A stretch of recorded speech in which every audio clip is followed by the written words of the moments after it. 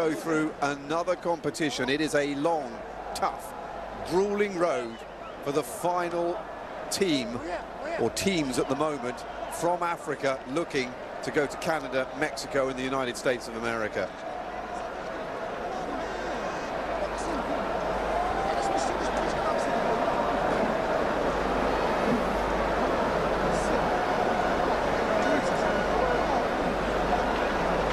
So there's a few players sitting down now at the end of that, hardly surprisingly, a few lying down, having stretching exercises done. Now's the time. Who wants to take a penalty? Who still not only feels brave enough to take one, but who feels physically able to take one as well?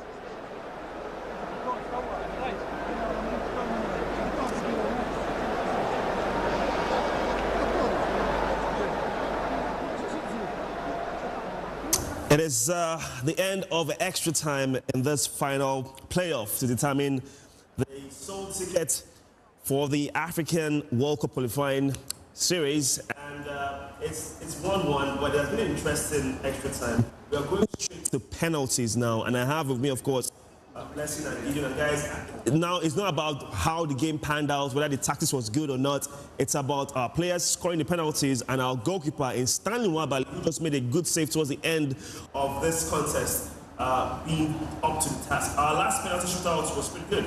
Well, definitely, but I would expect the team that had much more confidence, ending the extra time, perhaps going to the penalties with a little much more confidence. Yeah, as you would expect, and I think with the extra time we saw a more dominant side, and that is speaking of DRC, and the way they played in extra time. They look like the team right now. A lot of momentum is on the side of the Congolese contingent, while the Super Eagles just look like a shell of themselves ever since they got the first goal. We just feels like a lifetime away in the first half, and you just feel at this point it's anybody's game.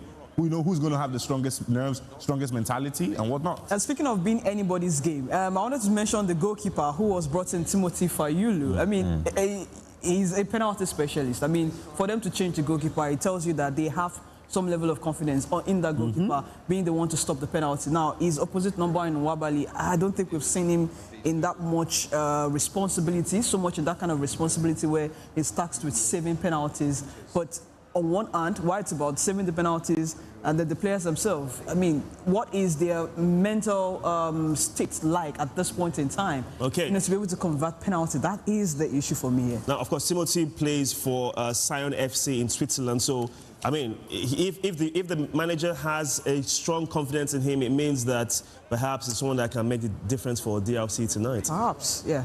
All right, now it's time for us to head over to the Mole Hassan Stadium, where we would have the penalty shootout to determine the final ticket to represent Africa in the Intercontinental World Cup playoff next year. But let's hope, from the point of view of Nigeria, that we can come out of this and win this penalty shootout. We'll see you after the shootouts. 5 times each.